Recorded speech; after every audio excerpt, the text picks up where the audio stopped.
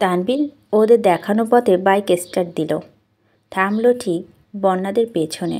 বন্যারা পেছন ফিরে তাকাতে দেখল না। তানবীর ঘন ঘন হর্ন দিতে লাগলো। এক প্রকার বিরক্ত হয়ে বন্যার পিছন ফিরতে দেখল তানবীর বাইক থেকে নিকেট দৃষ্টি চেয়ে আছে। বন্যার চেহারা স্বাভাবিক করার চেষ্টা করলো। তানবীর গম্ভীর কণ্ঠে বলল, এদিকে আসো।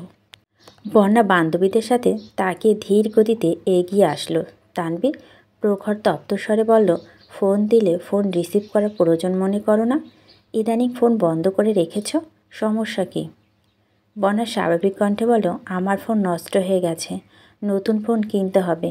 আব্বু বলেছে আগামী সপ্তাহে ফোন কিনে দিবে। ও, আর কোনো কারণ নেই তো? আর কি কারণ থাকবে? ভাইয়া যখন অ্যাক্সিডেন্ট করছিল তখন তোমাকে আগে উল্টাপাল্টা কথা বলেছিলাম, তার জন্য দুঃখিত। ভাইয়ার রক্তাক্ত দেহ দেখে আমি তখন মানসিকভাবে ভেঙে পড়ছিলাম। বুঝেও না বোঝায় তোমার সাথে রাগ দেখিয়েছি। বন্যা মলিন হেসে বলল, কোনো ব্যাপার না, আমি কিছু মনে করিনি। আপনার জায়গায় আমি থাকলে হয়তো এভাবে রিয়্যাক্ট করতাম, নয়তো আরও বেশি করতাম। আই অ্যাম রিয়েলি সরি বন্যা। এত ফর্মালিটি করতে হবে না, আমি সত্যি কিছু মনে করিনি। আবির ভাইয়া এখন কেমন আছেন? মেঘ কেমন আছে? দুজনে আলহামদুলিল্লাহ ভালো আছে। বন্যা হঠাৎই ঢোক গেলে উষ্ণ স্বরে শুধালো, একটা কথা জিজ্ঞেস করব? হ্যাঁ, অবশ্যই। আপনি মিনহাজ আর তামিমকে কি করেছিলেন? কেন, কোনো সমস্যা? না না, ওরা অনেক দিন ভার্সিটিতে আসেনি, এখন আসলেও অনেক চুপচাপ হয়ে গেছে, তাই বলছিলাম। ও আচ্ছা, ওসব বিষয় না, আমি বেশি কিছু করিনি। আমার জায়গায় ভাইয়া থাকলে ওদের আরও কোনো দিনও দেখতে পারত না। তানবীর একটু থেমে আবার প্রশ্ন করল, ও একটা কথা, ভার্সিটিতে কেউ তোমাকে ডিস্টার্ব করে? বনা মনে মনে আওড়ালো, ডিস্টার্ব করলেও তো আপনাকে বলবো না। স্বাভাবিক কণ্ঠে বলল, না। যদি মনে করো আমাকে না বললে আমি কিছু জানতে পারবো না, তাহলে এটা তোমার ভুল ধারণা। বরং তুমি নিজ থেকে জানালে তোমারই ভালো। বন্যা কপাল গুটিয়ে ধীর কণ্ঠে বলল, এখন আসি? যেতে বলছি তোমায়? আমার তাড়া আছে। কেন, কেউ অপেক্ষা করছে? মানে? কিছু না, ভার্সিটিতে পরশুদিন প্রোগ্রাম আছে, কষ্ট করে মেয়েকে জানিয়ে দিন। ঠিক আছে, এখন চলো। কোথায়? তোমায় কিছু খাওয়াই। আমি আজ কিছু খাবো না, অন্য কোনো দিন আমি আপনার সাথে খাবো। তানভীর ভারী কণ্ঠে বলল, সেসব পরে দেখা যাবে, এখন বাইকে বসো। এক গ্লাস আখের জুস হলো খেতে হবে, না হয় আমি ধরে নিব তুমি আমার উপর রাগ করে আছো। আমি সত্যি রেগে নেই, বিশ্বাস করুন। মানলাম অ্যান্ড বিশ্বাস করলাম, এখন চলো। বনা দাঁতে দাঁত চেপে বাইকে উঠে বসলো। ইচ্ছে না থাকার সত্ত্বেও তানবীরের সঙ্গে 2 গ্লাস আখের জুস খেয়েছে শুধুমাত্র মেঘের ভাই বলে বাধ্য হয়ে। বনা তানবীরের সাথে কথা বলে, না হয় কোনো দিনই বলতো না। মিনহাজ আর তামিমকে বনা 2 বার জিজ্ঞাসা করেছিল, কি হয়েছে বল, কিন্তু ওরা কিছু বলে না, বারবার কথা এড়িয়ে যায়। তার জন্য বন্যা তেমন জোরও করে না, তবে ভালো কিছু যে ঘটেনি বন্যা 100% নিশ্চিত। আবিরের অসুস্থতার পর থেকে মেঘ মিনহাজদের কথা ভুলে ভাবেও না। বন্যার কিছু বলল তেমন পাত্তা দেয় না, এমনকি রেগুলার ভার্সিটিতে আসে না। বাড়িতে কেউ কিছু বললে শরীর খারাপ, মন খারাপ বলে নানান বাহানা দেয়, আর বাকি সব তানভীর সামলায়। না বোনকে কিছু বলতে পারে আর না বাসায়। মেঘের চোখে তানভীর সেরা ভাই হলেও বন্যার চোখে তানভীর একদম রাজনীতিবিদ, দাপটি ভিলেনের টাইপের ছেলে। এত বছর যাবৎ মেঘকে শাসন করা দেখে বন্যা তানভীরকে ভয় পেত। মিনহাজদের ঘটনার পর থেকে বন্যা আরও বেশি আতঙ্কে থাকে, দূরত্ব মেনটেন করে চলে। তানভীর বন্যাদেরকে রিক্সা উঠিয়ে দিয়ে সোহাগদের কাছে আসছে। সোহাগ ঠাট্টার স্বরে বলে, আগে আসতে চাইছিলি না, আর এখন? তানভীর মুচকি এসে বলে, কতদিন পর মেয়েটাকে দেখলাম, আহা কত আবেগ। কোথায় যাবি বলছিলি, চল। বিকেল থেকে মেঘ আর মিম শপিংয়ে যাবে বলে পাগলামি করছে। তানভীরকে যেতে বলা হয়েছে, কিন্তু তানভীর প্রোগ্রাম ব্যস্ত বলে যেতে পারবে না। মেঘ আর মিম একাই যেতে পাগলামি শুরু করছে। ওদের হাউকাও শুনে আবির নিচে আসছে। আবিরকে দেখে 2 বোন চুপ করে গেছে। সদ্য ঘুম থেকে উঠে আসা আবিরের চোখগুলো লাল টকটকে হয়ে আছে। আবির অস্ফুট কণ্ঠে শুধালো, কি হয়েছে তোদের? মেঘ, মিম কেউ কোনো কথা বলো না। আকলিমা খান বললেন, ওরা শপিংয়ে যেতে চাচ্ছে, যাক, সমস্যা কি? একা যেতে চাচ্ছে। আবির কপাল কুঁচকে তাকিয়ে বলল, একা যেতে হবে কেন? তোমরা না গেলে আমি ওদের নিয়ে যাচ্ছি। মেঘ আর মিম দুজনে একসঙ্গে চেঁচিয়ে উঠল, না। রাগে আবিরের চোখ মুখ লাল হয়ে গেছে। কপাল কুঁচকে গম্ভীর কণ্ঠে শুধালো, সমস্যা কি তোদের? মেঘ মাথা নিচে করে উত্তর দিল, কোনো সমস্যা নেই। সমস্যা না থাকলে কাকিয়াকে নিয়ে শপিংয়ে যা, বেশি তেড়ামি করবি না, ঠিক আছে? মেঘ এক দৃষ্টিতে আবিরের দিকে তাকিয়ে উপর নিচ মাথা নাড়ালো। অনুমতি ছাড়া একা শপিংয়ে যাওয়া অসম্ভব বিষয়, এটা তাদের অজানা নয়। তবু চেষ্টা করে দেখছিল যদি অনুমতি পেয়ে যায়। আবির আগেই ভাবমূর্তি বজায় রেখে দাঁড়িয়ে আছে। মেঘ আর মিম তাড়াহুড়া করে নিজেদের রুমে চলে গেছে। হালিমা খান আর আকলিমা খানের সঙ্গে মিম আর মেঘ শপিংয়ে গেছে। মেঘ আর মিম সুযোগ বুঝে আবিরের জন্য 2-3টা সাদা টি শার্ট আর দুজনের জন্য 3টা পাঞ্জাবি কিনে নিয়ে আসছে। মেঘরা বাসায় ফিরতে তানভীর ভার্সিটি পুরো কথা বলছে। আবিরও সেখানে উপস্থিত ছিল। মেঘ নিজের হাতে শপিং ব্যাগগুলো লুকিয়ে নিজের রুমে নিয়ে গেছে। আবির বিষয়টা খেয়াল করেও কিছু বলেনি। আবির রাতে ঘুমানোর জন্য রুমে ঢুকে দরজা চাপাতে রীতিমতো আশ্চর্য হয়ে গেছে। আবিরের দরজার আড়ার মেয়ের হাতে ছাপটা আগের মতো বেরঙিন নেই। মেঘ সেখানে নীল রঙের ছাপ দিয়েছে, এমন কি অন্য হাতের ছাপও দিয়েছে। পাশাপাশি মেঘ 2 হাতের ছাপ দেখে আবির মুচকি হেসে বলল, পাগলি একটা।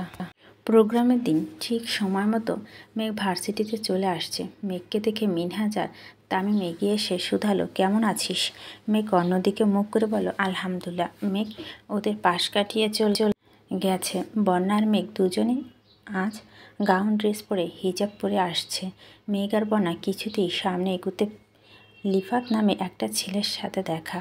লিফাতের হাতে সিগারেট। বন্যার মেঘকে দেখে থতমত খেল। সিগারেটের পিছনে ফেলে শান্ত স্বরে জিজ্ঞাসা করল, কেমন আছো তোমরা? বন্যার মেঘ দুজনে কপাল কুঁচকে তাকিয়ে আছে। বন্যা ঠান্ডা কণ্ঠে বলল, আলহামদুলিল্লাহ ভালো। বন্যা মেঘের হাত ধরে বলল, চল এখান থেকে। মেঘ তখনই সরু নেত্রে লিফাতকে পরখ করছে। ছেলেটার মুখে রহস্যময় হাসি। লিফাত প্রশ্ন করল, কেউ কেমন আছে জিজ্ঞেস করলাম, প্রতি উত্তরে তাকেও জিজ্ঞেস করতে হয়, এটা কি জানো না? বন্যা শক্ত কণ্ঠে জবাব দিল, না জানি না। বন্যা মেঘকে টেনে নিয়ে চলে গেছে। মেঘ কপাল কুঁচকে শুধালো, এই ছেলে আবার কে? রসায়ন ডিপার্টমেন্টের বর্ষের এক বড় ভাই। তোর সাথে কথা বলতে আসছে কেন? আল্লাহ জানে। তুই কি ইদানিং তেমন ক্লাসে আসিস না? একদিন আমি ফোনে কথা বলছিলাম, তখন এই ছেলে ইচ্ছা করে আমার কাছে এসে আমি হঠাৎ ঘুরতে প্রায় ধাক্কা লেগে গেছে। কথাবার্তা নেই, হুট করে আমাকে ধমকিয়ে চলে গেছে। এরপর থেকে দেখলে কেমন আছো করে হাসি, এটা সেটা জিজ্ঞেস করে। ইচ্ছে করে মাথাটা ফাটিয়ে দিই। ভাইকে বলবো? না না, তোর ভাই আরেক ডেঞ্জার পাবলিক। ওই দিন দেখা হয়েছিল, পরেও জিজ্ঞেস করছিল আমাকে কেউ ডিস্টার্ব করে কিনা। তুই কি বলছিস? আমি না করছি। কেন? তোর ভাই মিনহাজদের যে অবস্থা করেছে, আমি আর কাউকে বিপদে ফেলতে চাই না। তাহলে আবির ভাইকে বলি। ভুলেও না তোর এই গুন্ডাপান্ডা ভাইদের আমার ব্যাপারে কিছু বলবি না। তুই গুন্ডাপান্ডা কাকে বলছিস? আমার আবির ভাই হিরো নট ভিলেন, ওকে? আর তোর ভাই? আমার ভাইও হিরো। মিনহাজদের যদি মেরেও থাকে, ভাইয়া কি শুধু শুধু মারছে নাকি? আমার কর্মকাণ্ডে তোর কি তখন আমাকে মারতে ইচ্ছে করেনি? বল, করেনি? করেছে। তুই আমার বেস্ট ফ্রেন্ড হয়েও আমার কাজে তুই আমার উপর বিরক্ত হয়েছিলি। এমনকি আমি নিজের আমার উপরে বিরক্ত ছিলাম। এখানে ভাই না মিনহাজকে চিনে আর না তামিমকে চিনে। আবির ভাই আর তামিম ভাইয়ের প্রাণ এক সুতায় গাঁথা। এদিকে একজনের কিছু হলে আরেকজনের জীবনে ঝুঁকি নিয়ে হলেও বাঁচাবে। সেখানে সামান্য মায়ের আর এমন কি? বন্যা উদাসীন কণ্ঠে বলল, এখন চল, অনুষ্ঠান শুরু হয়ে যাবে। মেঘ আর বন্যা ভিতরে ঢুকলো। পিছন দিকে বসতে যাবে এমন সময় ওদের একজন ক্লাসমেট সামনে থেকে ডেকে বলল, মেঘ তোরা এখানে আয়, তোদের জন্য সিট আছে। মেঘ আর বন্যা এগিয়ে গেল। পাশাপাশি দুটো ছেলে মেঘ আর বন্যা বসলো। ওদের সামনে সারিতে লিফাতের বন্ধুরা বসে। কয়েক মুহূর্তের মধ্যে লিফাত এসে বলল। মেঘ আর বন্যা লিফাতের দেখে পেছন ফিরে যাওয়ার জন্য ফিসফিস শুরু করলো। লিফাত পিছনে ঘুরে উত্তেজিত কণ্ঠে বলল, আরে তোমরা এখানে? কোনো কিছু লাগবে শুধু একবার বলো, সাথে সাথে এনে দেব। বন্যা আর মেঘ দুজনের আগে ফুঁসছে। বন্যা কিছু বলতে যাবে, তার আগে কেউ একজন রাগান্বিত কণ্ঠে বলে উঠল, তোর কলিজা আমার লাগবে, দে এখন। মেঘ আর বন্যা দুজনেই চমকে উঠে পাশে ফিরে তাকালো। লিফা তো আতকে উঠে সেদিকে তাকালো।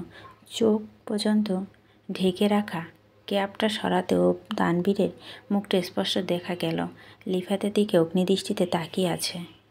তানবীরকে দেখে বন্যার মেঘ দুজনই ভয় পাচ্ছে। লিফাত বেশ কিছুক্ষণ তীক্ষ্ণ দৃষ্টিতে তাকে হঠাৎই হেসে ফেলে। তানবীর চোখ মুখ কুঁচকে পুনঃ বলল, কি হলো, দিবি না?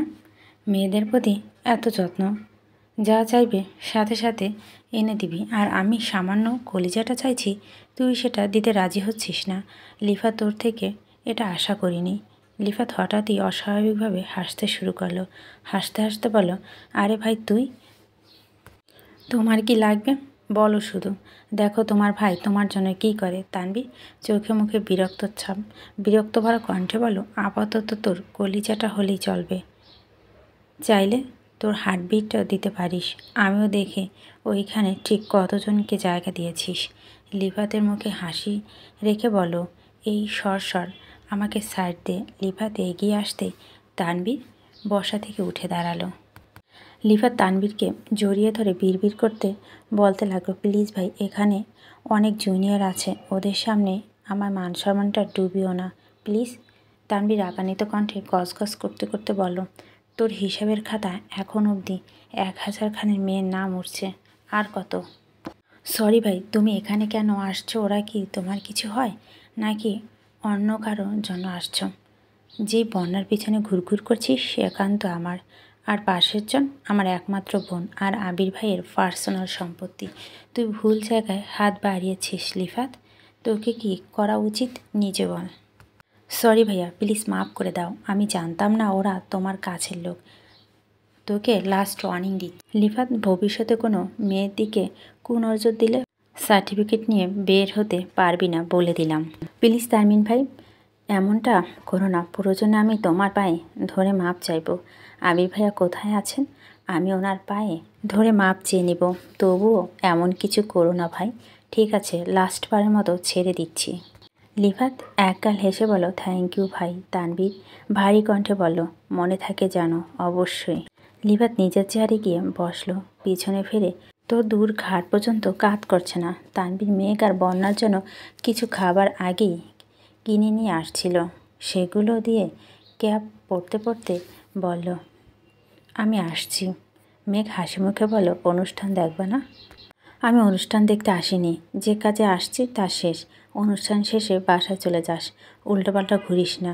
তানবীর চলে গেছে। খুশিতে মেঘের চোখে চকচক করছে। বন্যার দিকে তাকিয়ে ঠোঁট বেঁকিয়ে হেসে বলো, দেখছিস আমার ভাই সেরাদের সেরা। তুই না বলো ঠিক জেনে ফেলেছে, ওই ছেলে মাপ যে চাইছে, দেখছিস? বন্যা ফোঁস করে শ্বাস ছেড়ে রাগী স্বরে বলো, তুই কি শুনছিস? মাপ নাও চাইতে পারে। মেঘ ভুরু কুচকে বলো, এই তুই কি আমার ভাইয়ের পাওয়ার নিয়ে সন্দেহ করছিস? আমি শিওর ওই ছেলে ভাইয়ের কাছে মাপ চাইছে। বিশ্বাস না হলে ছেলেকে ডাক দে, যদি স্বাভাবিকভাবে কথা বলে তাহলে বুঝবো ভাইয়া কিছু বলেনি, আর যদি কণ্ঠস্বর বদলে যায় তাহলে বুঝবো ভাইয়া ঝাড়ছে। বন্যা ভাবলেসিন জবাব দিল, আমি পারবো না। মেঘ ভেঙচি কেটে বলো, না পারলে নাই, আমার ভাই যে হিরো তার প্রমাণ আমার দিতে হবে। মেঘ সামনে গিয়ে কিছুটা ঝুঁকে ডাকলো, এক্সকিউজ মি ভাইয়া। ছেলেটা পিছনে না তাকিয়ে ঢোক গিলে ধীর কণ্ঠে জবাব দিল, জি আপু, কিছু বলবেন? আমাদের জন্য কি কোনো সমস্যা হচ্ছে? আমরা কি পিছনে চলে যাব? মেঘ তাড়াহুড়া করে বলল, না, পিছনে যেতে হবে না, আমাদের কোনো সমস্যা হচ্ছে না। মেঘ বন্যার দিকে তাকিয়ে মুচকি হেসে বলল, দেখলি, এজন্য রাজনীতিবিদদের আগমন ঘটল। আশেপাশে বসা জুনিয়ররা সবাই দাঁড়িয়ে সালাম দিচ্ছে। মেঘ আর বন্যা স্বাভাবিকভাবে বসে রইল। একজনের নজর মেঘের দিকে বলল, সামনের 2-3 জনের ডেকে বলল, আকস্মাৎ ওরা থমকে গেল। ঘুরে এসে মেঘকে কাছে দাঁড়ালো। মেঘ আর বন্যা মনে মনে ভয় পাচ্ছে, ভাবছে দাঁড়িয়ে কিনা বলে হয়তো ওনারা বকা দিতে আসছে। তাদের মধ্যে একজন মেঘকে উদ্দেশ্য করে বলে উঠলেন। মেঘকে সালাম দিল। মেঘ সালামের উত্তর দিল, তোমরা এত পিছনে বসছো কেন? আসো, সামনে এসে বসো। মেঘ আর বন্যা দুজনই থতমত খেয়ে বলো, না ভাইয়া, আমরা এখানে ঠিক আছি। তা বলতে হবে না আপু, আবির ভাইয়ের এত করে রিকোয়েস্ট করার পরও উনি আপনাদের প্রোগ্রামে আসেনি। অবশ্যই তার জন্য আমরাই দায়ী। ভাইয়া বারবার বলেছিল ওনাকে নিয়ে যেন কোনো রকম প্ল্যান না করি, কিন্তু আমাদের মন তাতে সায় দিয়ে নেয়। ভাইয়ার জন্য স্পেশাল আয়োজন করছিলাম, ভাইয়া কোনোভাবে খবর পেয়েছে, তারপর আর প্রোগ্রামে আসেনি। সেসব পুরানো কথা বাদ দেন। এখন তোমরা যেহেতু আজকে প্রোগ্রামে আসছো, আমাদের উচিত তোমাদের সর্বোচ্চ আপ্যায়ন করা। প্লিজ তোমরা সামনে এসে বসো প্লিজ। 4-5 জন একসঙ্গে রিকোয়েস্ট করতে শুরু করেছে। ওনাদের এত রিকোয়েস্ট করা দেখে মেঘ আর বন্যা ভীষণ লজ্জা পেয়ে গেছে।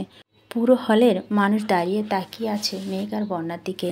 যাদের দাপটে সবাই আতঙ্ক থেকে সেখানে তারা প্রথম বর্ষের 2 মেয়েকে এত রিকোয়েস্ট করতেছে, এটা সবাই কল্পনার বাইরে। মেঘ আর বন্যা বাধ্য হয়ে সামনে গিয়ে বসলো। এত সামনে বসে প্রোগ্রাম দেখে মেঘ আর বন্যা দুজনই অস্বস্তি লাগছে, উঠে যেতে পারছে না। একটু নড়লেই দুজনে এগিয়ে এসে জিজ্ঞেস করে, আপু কোনো সমস্যা, কিছু লাগবে?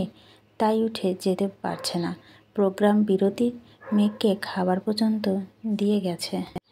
তানভীর নিজেও অনেক খাবার কিনে দিয়ে গেছে। মেঘ আর বন্যা শুধু মুখ চাওয়াচাওয়ি করছে, কিছুই খেতে পারছে না। মেঘ বাধ্য হয়ে আবিরকে কল দিল। আবির অফিসে কাজ করছিল, গতকাল থেকে অফিসে আসছে। অফিসে আসলে এখন আর বাইক চালানোর অনুমতি পায়নি আবির। 2 দিন যাবৎ আলী আহমেদ খান নিজেই সাথে আবিরকে অফিসে নিয়ে যায়। আবিরও বাধ্য ছেলের মতো আব্বুর সঙ্গে যায়। মেঘ কল দিতেই আবির মুচকি হেসে কল রিসিভ করে। মেঘ সালাম দিল। আবির সালামের উত্তর দিয়ে শুধালো, কি ব্যাপার, তাদের আপ্যায়নে অতিষ্ঠ হয়ে যাচ্ছিস? মেঘ উদ্বেগপূর্ণ কণ্ঠে জানাতে চাইল, আপনি কিভাবে জানেন? তোর আশেপাশে কখন কি ঘটে সব আপডেটই আমার কাছে আছে। ওনারা কল দিছিল, আমায় না জানিয়ে তোকে কিছু বললে ওদের যে কী অবস্থা, এটা তুই না জানলে ওরা খুব ভালো করে জানে। খাবার খাইছিস? না। খেয়ে নে, না হয় একটার পর একটা দিতে থাকবে। ওদের অতিরিক্ত ভালোবাসা অতিষ্ঠ হয়ে আমি যোগাযোগ কমিয়ে ফেলেছি। এতদিন তোকে পেয়েছে, তোকে ঠিকঠাক আপ্যায়ন করতে না পারলেও ওরা ঘুমিয়েও দুঃস্বপ্ন দেবে, বুঝলি? মেঘ মৃদু হেসে বলল, আমাদের প্রোগ্রাম দেখতে ভালো লাগছে না, সামনে এনে বসিয়েছে, সব বিরক্ত লাগছে। কিছুক্ষণ দেখে বেশি খারাপ লাগলে আমার কথা বলে বেরিয়ে পড়িস। আচ্ছা, আপনি আসবেন? কেন, অনুষ্ঠান দেখতে নাকি ওদের কর্মকাণ্ড দেখতে? না না, এমনি। আসবেন কি না জিজ্ঞেস করছি। আবির মন খারাপ করে বলল, জানিস তো আব্বু আমাকে বাইক নিয়ে বের হতে দেয় না। আব্বুর গাড়ি আমি নিব না, আসলে রিক্সা নিয়ে আসতে হবে। আসবো? মেঘ খানিক ভাবল। এমনিতে আবিরের শরীর দুর্বল, এই অবস্থায় যদি আবার কোনো অ্যাক্সিডেন্ট ঘটে সে ভয়। মেঘ বলল, না, আপনাকে আসতে হবে না। রাগ করছিস? আমি রিক্সা নিয়ে আসি, সমস্যা নেই। সত্যি রাগ করিনি, আপনি পুরোপুরি সুস্থ হলে অনেক ঘুরতে পারবো। এখন আর হয় বড় আব্বু লক্ষ্মী ছেলে হয়ে থাকুন। আবির নিঃশব্দে হেসে বলল, সাবধানে থাকিস, আর কোনো সমস্যা হলে জানাস। মেঘ ঠাট্টা স্বরে বলল, জানাবো না। কেন? কারণ আমি জানি আমার কোনো সমস্যা হওয়ার আগে কেউ বা কারা কোনো না কোনোভাবে আমাকে প্রোটেক্ট করবে। এত confidence? Yes sir. Okay ma'am, পাকনামি রেখে এখন খেয়ে নে। আচ্ছা, আপনি খেয়েছেন? আব্বু আমাকে খাওয়ার উপর রেখেছেন, ঘন্টা ঘন্টা খাবার পাঠাচ্ছেন। এখন মনে হয় অফিসে না এসে বাসা থাকলে ভালো হতো। ঠিক আছে, খান। রাখি তাহলে। ওকে। মেঘ আবার ডাকলো, আবির ভাই? কিছু না, রাখছি। মেঘ কল কেটে স্বস্তি নিঃশ্বাস ছাড়ল। বন্যা কপাল কুঁচকে তাকিয়ে আছে। মেঘ ভুরু নাচিয়ে শুধালো, এখন কি আমার ভাই আর আবির ভাইয়ের ক্ষমতা সম্পর্কে আইডিয়া হয়েছে? বন্যা অস্বস্তি হয়ে বলল, সেসব হয়েছে, কিন্তু তুই আগে এটা বল, তুই আর আবির ভাই কি রিলেশনে আছিস? হ্যাঁ। সত্যি? উনি কি তোকে প্রপোজ করে ফেলেছেন? প্রপোজ করেনি, তবে আমি মনে মনে অ্যাকসেপ্ট করে নিয়েছি। কেন বলতো? তোকে এত সুন্দর কথোপকথন শুনে আমার নিজেই শান্তি শান্তি লাগছে। মেঘ মুচকি হাসলো, সাথে বন্যাও। চৈত্রের তপ্ত আবহে নগর যেমন মরুভূমিতে পরিণত হয়, শহর জুড়ে বৃষ্টির জন্য হাহাকার। আরোপিত শীতলতায় আচ্ছাদিত আবির তবুও গাত্রমেঘের নাজেহাল অবস্থা। পূর্বের তুলনায় কয়েক ডিগ্রি সেলসিয়াস তাপমাত্রা বেড়েছে। এক ফোঁটা বৃষ্টির আশায় সবাই অসহায়ের মতো আকাশের পানে চেয়ে আছে। অসহ্য গরমের জন্য আজ অফিসে একটু তাড়াতাড়ি ছুটি হয়েছে। আবিরের ফুপি সকাল থেকে অনেকবার কল দিচ্ছিল। আবির সুস্থ হয়েছে শুনে বারবার যেতে বলছিল, কিন্তু আলী আহমেদ খান আবিরকে কোনো মতেই যেতে দিবে না। অন্তপক্ষে এই ভর দুপুরে তো নয়, এমনকি বিকেলও যেতে দেয়নি। আবিরও বাবার মুখের ওপর কিছু বলেনি। আবির বাসায় ফেরার পর থেকে দেখছে মেঘ আর মিম মামুনিদের পিছন পিছন ঘুরঘুর করছে। মামুনিরা বারবার বারণ করছে দেখে আবির এগিয়ে গিয়ে শুধালো, কি হয়েছে তোদের? মিম চট করে বলল, ফুপি কল দিয়েছিল, আমাদেরকে বাসা যেতে বলেছে, কিন্তু আম্মু যেতে দিচ্ছে না। আবিরের কপাল কয়েক স্তর ভাঁজ পড়েছে। উদ্বিগ্ন কণ্ঠে বলল, ফুপি সকাল থেকে আমাকেও বারবার কল দিচ্ছে, কোনো সমস্যা হলো কি না। আবির ফের জিজ্ঞেস করল, মামনি তোমাকে কিছু বলেছে? তেমন কিছু বলেনি, শুধু বলেছে তোরা যেন রাতে ওখানে খাওয়া দাওয়া করিস। তোদের কিছু বলেনি? আমাদের শুক্রবারে দাওয়াত দিয়েছে। আবার বলল আসিফ আর রাকিবকে পাঠিয়ে দাওয়াত দিবে। তোর আব্বুকে কল দিয়ে বলবো। আবির স্বাভাবিকভাবে বলল, আমি ভেবেছিলাম শুধু আমাকে কল দিচ্ছে। সকালে বলছিল বিকেলে আসতে পারি, কিন্তু গরমের জন্য আব্বু যেতে দেয়নি, জোর করে বাসায় নিয়ে আসছে। রাতে ঝড় হতে পারে। তোর চাচু ওদের পাঠাতে না করলো। এদিকে আভা বারবার কল দিয়েই যাচ্ছে। তানবীর কল দিয়ে বলো ওদের পাঠাতে। তানবীর নাকি কাজ শেষ করে ফুপিদের বাসায় যাবে। আচ্ছা, আমি ফুপির সাথে কথা বলছি, শুক্রবার সবাই গেলে আজ তাহলে কারো যাওয়ার প্রয়োজন নেই। সেই বরং ভালো, তুই কথা বলে দেখ। আবির ফোন হাতে নিয়ে চলে যাচ্ছে। মেঘ কপালকুটি আবিরকে দিকে তাকিয়ে আছে। আবির একটু দূরে যেতে মেঘ দূরত্ব আবিরের কাছে গিয়ে হাতে চিমটি কাটলো। আবির তাকাতে মেঘ ফোঁস করে শ্বাস ছেড়ে তাকালো। মেঘের চোখে পাপড়ি ঘন ঘন কাঁপছে। হালিমা খান, আকলিমা খান আর মিম তিনজনই নজরে মেঘের দিকে। মেঘ তড়িঘড়ি করে আবিরের থেকে কিছু একটা দূরে সরে দাঁড়ালো। মেঘ চোখ মুখ গুটিয়ে কিছু একটা বুঝতে চাচ্ছে। মেঘ ইশারায় বোঝানোর কথা আবিরের বোধগম্য হলো না। পরপর দুবার ভুরু নাচিয়ে নিঃশব্দে প্রশ্ন ছুড়ে দিল। মেঘ চাপা স্বরে বিড়বিড় করে বলল, আজ আইরিনের জন্মদিন। সে বায়না ধরেছে আজ আমাদের নিজের হাতে রান্না করে খাওয়াবে। তার জন্য ফুপি বারবার কল দিচ্ছে। আবির মৃদুস্বরে প্রশ্ন করল, তোকে কে বলেছে? জান্নাত আপু। আচ্ছা, দেখছি কি করা যায়। আবির আলী আহমেদ খানের রুমে চলে গেছে। মেঘকে ডেকে আকলিমা খান জিজ্ঞেস করল, আবিরকে কি বলছিস? মেঘ হাসি মুখে বলল, দেখো কাকিয়া, ফুপিরা সবাই আমাদের বাসায় আসছে, খাওয়া দাওয়া করেছে, সারাদিন সময় দিয়েছে। প্রথমবার ফুপি আমাদের যেতে বলেছে। আমাদের কি যাওয়া উচিত না বলো? অবশ্যই উচিত, কিন্তু তোর আব্বু যে না করে গেল। আবির ভাই বড় আব্বুর সাথে কথা বলতে গেছে। দেখবা বড় আব্বু রাজি হয়ে গেছে, তখন আব্বু আর কিছুই বলতে পারবে না। আকলিমা খান হেসে বলেন, তোদের মাথায় সারাক্ষণ দুষ্টু বুদ্ধি ঘুরে, তাই না? মেঘ আর মিম দুজনই হাসছে। এর মধ্যে আবির বেরিয়ে এসে বলল, হাসাহাসি রেখে এখন রেডি হতে যা, কিছুক্ষণের মধ্যে বের হতে হবে। হালিমা খান প্রশ্ন করলেন, আবির তুই কি বাসা চিনিস? আচমকা এমন প্রশ্ন আবির থতমত খেলো, নীরবে ঢোক গেল। মেঘ শান্ত স্বরে বলল, আজকাল বাড়ি চিনতে হয় না, বুঝো আম্মু। ফোন নাম্বার আছে, গুগল ম্যাপ আছে, কোনো না কোনোভাবেই চলে যাওয়া যাবে। হালিমা খান আর কিছু বলল না। মেঘ মিম আর আদিকে উদ্দেশ্য করে বলো, চল চল রেডি হতে হবে। আদি আমতা আমতা করে বলো, আমি আম্মুকে ছাড়া যাব না, তোমরা যাও। মেঘ কপালকুটি বলল, তুই কবে বড় হবি? মিম চল আমরা যাই। আবিরের সহজ স্বীকারোক্তি, তোরা রেডি হয়ে আমাকে ডাকিস। ঠিক আছে। মেঘ আর মিম দুজনে রুমে চলে গেছে। কিছুক্ষণের মধ্যে মেঘে রেডি হয়ে গেছে। যথারীতি আবিরকেও আর মিমকে দরজা থেকে ডেকে নিচে আসছে। আবিরও রেডি হয়ে নিচে আসছে। মিম এখনও নামছে না দেখে মেঘ আবিরের ভয়ে চিল্লিয়ে উঠল, এই মিম তাড়াতাড়ি আয়। মিম রুম থেকে বেরিয়ে আসছে। পরনে বাসার জামা দেখে মেঘ রাগী কণ্ঠে বলল, এতক্ষণ হয়নি তোর? আবির ভারী কণ্ঠে জিজ্ঞেস করলো, এখনও রেডি হসনি কেন? মিম মাথা নিচু করে বলল, তোমরা যাও, আমি যাব না। আবির প্রশ্ন করলো, যাবি না কেন? আমরা অপেক্ষা করছি, যা রেডি হয়ে আয়। মিম চাপা স্বরে জানালো, আমার যেতে ইচ্ছে করছে না, আমি যাব না। আকলিমা খান রাগে কটমটো করে বলেন, এতক্ষণ তো যাওয়ার জন্য দু বোন বাড়ি মাথায় তুলে ফেলেছিস, এখন কি হলো? আবির মেঘের দিকে তাকিয়ে প্রশ্ন করলো, তুই কিছু বলছিস? মেঘ থতমত কণ্ঠে বলল, না আমি কিছু বলিনি। মেঘ মিমকে উদ্দেশ্য করে বলল, এই মিম, কি হয়েছে তোর? চল না যাই, অনেক মজা হবে। আপু তো মারা যাও প্লিজ। আমার ভালো লাগছে না। আকলিমা খান কিছুটা রেগে বলো, থাক, ওকে আর তেল মারতে হবে না, তোরাই বরং যা।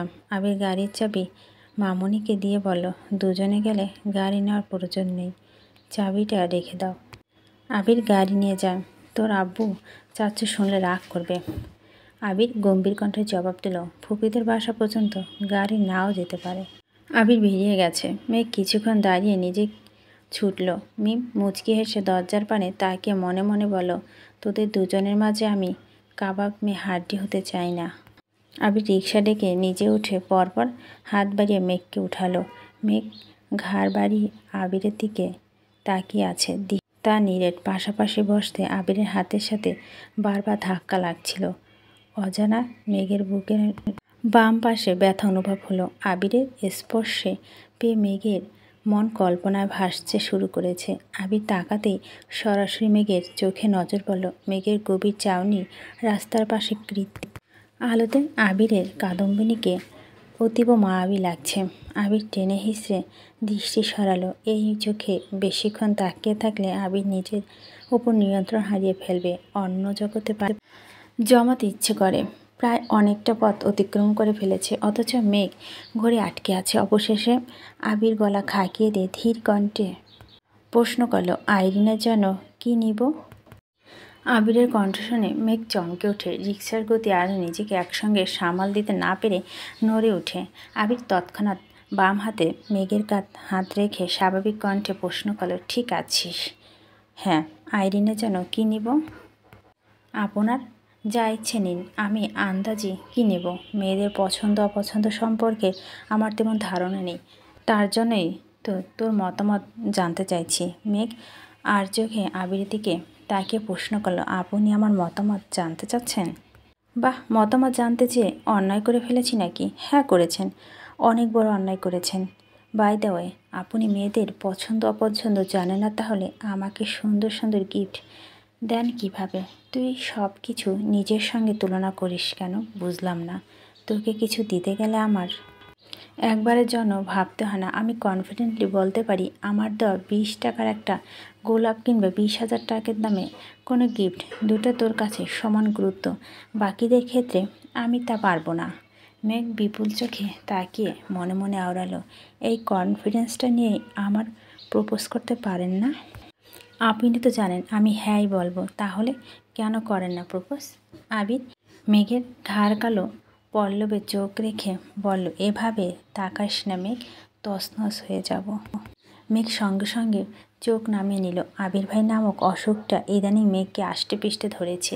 আবিরের বলা কথা, আচরণ সবেতে অন্যরকম মাধুর্য মিশ্রিত। ধীরে ধীরে মেঘও বুঝতে পেরেছে আবির ভাই তার জীবনে বিশালাকৃত গাছের ন্যায় ভূমিকা পালন করছে। গাছের শিকড় আর ডালপালা যতই মেঘকে সকল প্রকার অচল থেকে আলগে রাখবে। আইরিনের জন্য গিফট কিনে যথাসময়ে বাসা উপস্থিত হয়েছে। ততক্ষণে তানবীর চলে আসছে। আড্ডা খাওয়া শেষ, প্রায় অনেক রাত করে ফুপির বাসা থেকে বেরিয়েছে। ততক্ষণে আকাশ ঘুটঘুটে অন্ধকার হয়ে গেছে। মাঝে মাঝে বিদ্যুৎ চমকাচ্ছে। পাশে মেঘের গর্জন। মেঘ উৎফুল্ল মেজাজে সামনে হাঁটছে। তানবীর বাসা থেকে বেরিয়ে তপ্ত স্বরে বলল, ভাইয়া অনেক রাত হয়ে গিয়েছে, তুমি বরং বুনুকে নিয়ে বাইক দিয়ে চলে যাও। বাসা থেকে অনুমতি দিয়ে প্রথমবারের মতো ওকে নিয়ে রাতের বেলা বেরিয়েছি। এত তাড়াতাড়ি বাসায় চলে গেলে কিভাবে হবে? তাছাড়া আব্বু আমায় বাইকে চলাচল অনুমতি দেয়নি। হাজার হোক আমি আব্বুর বাধ্য সন্তান, আব্বু অনুমতি ব্যতীত বাইক চালাতে পারবো না। দিনের অবস্থা ভালো না, কিছুক্ষণের মধ্যে বৃষ্টি নামবে, তারপর ভিজে যেতে হবে। ভিজলাম, সমস্যা কি? জ্বর হলে না হয় দুজনেরই হলো। তানভীর রাগী কণ্ঠে বলল, একবার জ্বরে ভোগের শিক্ষা হয়নি তোমাদের? আবির নাক কুচিয়ে বলল, তখন কি একসাথে ভিজেছিলাম নাকি? তাছাড়া মাঝে মাঝে বৃষ্টি বিলাস করা ভালো, এতে ভালোবাসা বাড়ে, বুঝেছিস? হ্যাঁ, তোমার প্রেম বিষয়ক আজগবি লজিক খুব ভালোভাবে বুঝতে পারছি।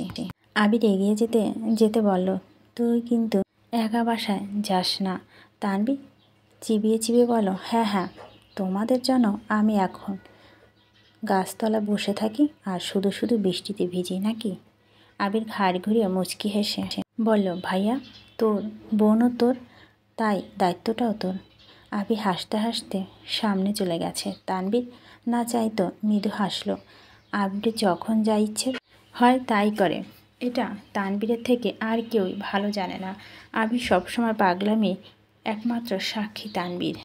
আবিরের বৃষ্টিতে ভিজতে ইচ্ছে হচ্ছে মানে এখন তাকে ভিজতে হবেই। তানভীর বাইক স্টার্ট দিয়ে ওদের পাশ কাটিয়ে যেতে যেতে আবার বলল, তাড়াতাড়ি চলে এসো। মেঘ আশেপাশে তাকাচ্ছে আর গুটি গুটি পায়ে হাঁটছে। কিছুক্ষণ রাস্তা ভালোভাবে পর্যবেক্ষণ করে হঠাৎই প্রশ্ন করলো, এই রাস্তা দিয়ে বাড়ি দিয়ে ঢোকা যেত, তাহলে আনেননি কেন গাড়ি? কেন আনিনি তার উত্তর এখন তোকে দিতে পারবো না, সময় হলে নিজে বুঝতে পারবি। মেঘ বলা মতো কথা খুঁজে পাচ্ছে না বলে চুপচাপ হাসছে। আবিরও নিশ্চুপ হাসছে। কোলাহল শূন্য নির্জন পথ, রাস্তা, গুটি কয়েক বাইক আপন গতিতে ছুটছে। ফুপিদের বাসার গলি থেকে বেরিয়ে অনেকটা এগিয়ে মেঘ হঠাৎই আকুল কণ্ঠে শুধালো, আমরা বাসায় যাব কিভাবে? বাসায় না গেলে হবে না? মেঘ অবিশ্বাস্য দৃষ্টিতে আবিরের দিকে চেয়ে আছে। এমনিতেই অনেক রাত হয়ে গেছে, কোথাও তাড়াতাড়ি বাসায় যাওয়ার ব্যবস্থা করবে তা না উল্টো মজা করছে। ধীরে ধীরে বৃষ্টি পড়তে শুরু হয়েছে। মেঘের গর্জনের শব্দ আর বৃষ্টি বড় বড় ফোঁটা দেখে মেঘ ভিতরে ভিতরে ভয় পাচ্ছে।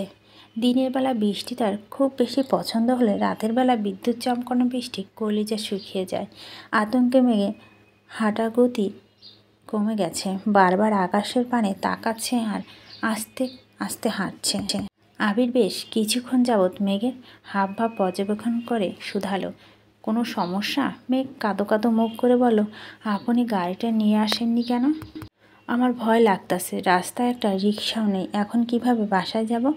আবির নির্লিপ্ত জবাব এলো, আমি ভেবেছিলাম তুই অনেক সাহসী মেয়ে।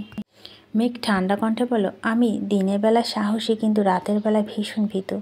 আবির শান্ত চোখে চেয়ে মনে মনে কিছু একটা ভেবে মৃদু হাসল। মেঘের সেদিকে মনোযোগ নেই। একবার বিদ্যুৎ চমকাচ্ছে আর মেঘ গা কেঁপে উঠল। আবির উদাসীন কণ্ঠে শুধালো, আমি কাছে থাকা সত্ত্বেও তুই এত ভয় পাচ্ছিস, তাহলে আমি থেকে কি লাভ হলো? মেঘ নিশ্চুপ, ফুটপাত দিয়ে হাঁটছে দুজন, কারো মুখে কোনো শব্দ নেই। আবির কিছু বলতে চেয়েও বারবার ঢোক গিলে কথা গিলছে। বৃষ্টি স্নাত পথে প্রিয়সীর হাতে হাত রেখে বুকে বার প্রকোষ লুকায়িত কথাগুলো বলার সুপ্ত ইচ্ছা আবিরের মনে ঘুরপাক খাচ্ছে। কিন্তু অদ্ভুত এক দেয়াল বারবার আটকে দিচ্ছে আবিরকে, পরিবার নামক বেড়াজাল। আবির আবদ্ধ হয়ে আছে। মেঘ আবিরকে ভালোবাসে, অনেক বেশি ভালোবাসে, কিন্তু আবিরকে পাওয়ার জন্য আদৌ কি মেঘের পরিবারের সামনে দাঁড়াতে পারবে? সেখানে আবির নিজের বাড়ির সবার মুখোমুখি হওয়ার জন্য নিজেকে যোগ্য ভাবতে পারছে না। সেখানে মেঘ তো কিছুই না। ক্ষণে ক্ষণে বৃষ্টি পাচ্ছে, সেই সাথে বিদ্যুৎ চমকানো মাত্রাও বেড়েছে। দুজনে কাক ভেজা হয়ে গেছে। আবিরের পরনে নেবু ব্লু রঙের শার্টটা ভিজে গায়ের সঙ্গে একেবারে লেপ্টে আছে। ফোন আর ওয়ালেটটা ফুপির বাসা থেকে পলিথিন পেঁচিয়ে নিয়ে আসছিল। মেঘ আজ 3 পিস পরেছে, চুল খোপা করে